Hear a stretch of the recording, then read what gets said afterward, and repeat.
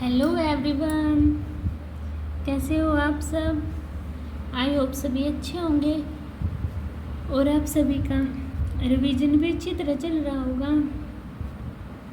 तो देखिए, हम यहाँ पर HSSC CET और STET PRT TGT PST में जो हमारा मैथ पोर्शन आएगा, ठीक है, उनके लिए ये वीडियो बहुत ही यूजफुल है। आपको इन वीडियो में से जो हम मेरी प्लेलिस्ट को कवर कर लेगा उसको एज इट इज़ में क्वेश्चन देखने को मिलेंगे। अदरवाइज ऐसे स्टेटमेंट सेम मिलेगी, बस नंबरिंग चेंज हो सकती है। ठीक है, आज 91 क्वेश्चन से हम अपना स्टार्ट करते हैं। तो देखो 91 क्वेश्चन में क्या दिया है मेरा, एक दिवसीय क्रिकेट टूर्नामेंट में भारत के भाग नहीं लेने की संभावना 25% है। ठीक है, जबकि ऑस्ट्रेलिया के भाग नहीं लेने की संभावना 30% है। तो दोनों में से किसी के भी भाग नहीं लेने की संभावना है। तो क्या होगा हमारा इसका, देखो 25% दिया हुआ है ना, तो 25%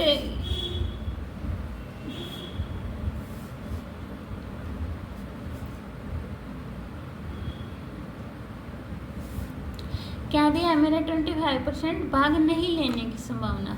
तो टोटल है 100%, तो भाग लेने की अभी संभावना कितनी है, 100 में से 25% तो नहीं हो गया, तो बचा कितना 75%, यानी कि 75/100 मल्टीप्लाई ऑस्ट्रेलिया के 30% यानी कि 70/100। अभी काट दो जो कट रहा है, 25 3 जा 25 4 जा, तो 3 7 जा 21, 4 10 जा 40, तो कितना आ गया मेरा 21/40। ठीक है, ये मेरा आंसर आ गया। अभी देखिए 92 question, 1/2 log base 10 25 minus 2 log base 10 3 plus log base 10 18 का सरलतम मान क्या होगा।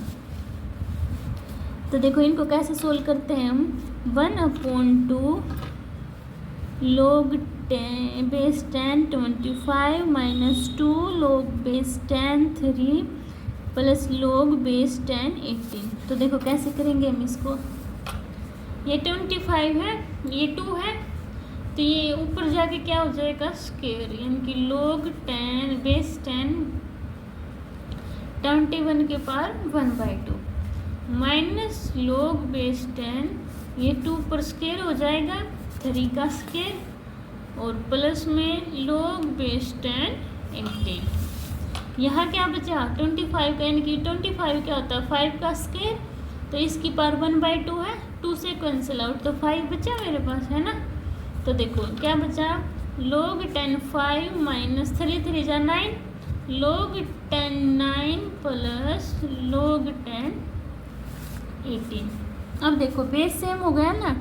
आपको पता होगा अगर मेरा log m/log n होता है तो ये माइनस में आता है ना, तो इसको मैं डायरेक्ट लिख देती हूँ। क्या देखो log 10 बाहर निकाल लिया, क्या बचा 5/9, और ये प्लस और माइनस होता है तो मल्टीप्लाई का होता है, यानी कि मल्टीप्लाई 18। अब 9 2 जा 18, तो क्या बचा log base 10 10, और log a की पावर a किसके इक्वल होता है 1 के, तो ये किसके इक्वल आ गया मेरा 1। ठीक है, तो क्या आंसर होगा इसका बी। समझ आया सभी को। अभी देखिए ये मेरे पास पाई चार्ट दिया हुआ है और परिवार की कुल मासिक आय 33,650 दी हुई है। ए भोजन पर पाए, बी घर के किराए पर, सी मनोरंजन पर, डी बच्चों की शिक्षा और देखभाल पर, ई स्वास्थ्य एवं विधि व्यय पर, एफ भविष्य निधि के रूप में बचत।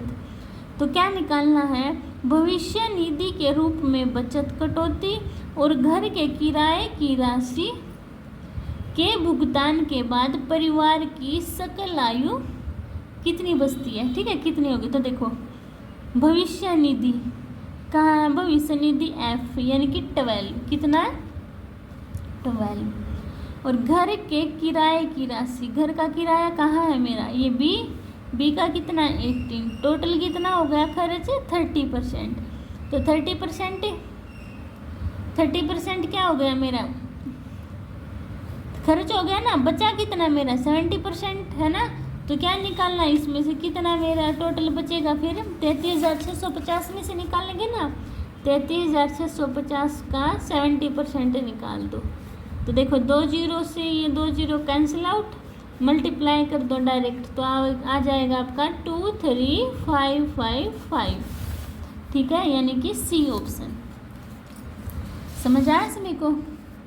अभी देखिए क्या दिया है नेक्स्ट में, 3 मित्रों की औसत आयु 32 है। ठीक है, 3 मित्रों की कितनी है 32, यानी कि 32 में 3 मल्टीप्लाई कर दो, 3 2 जा 6, 3 3 जा 9, 96 आ गया।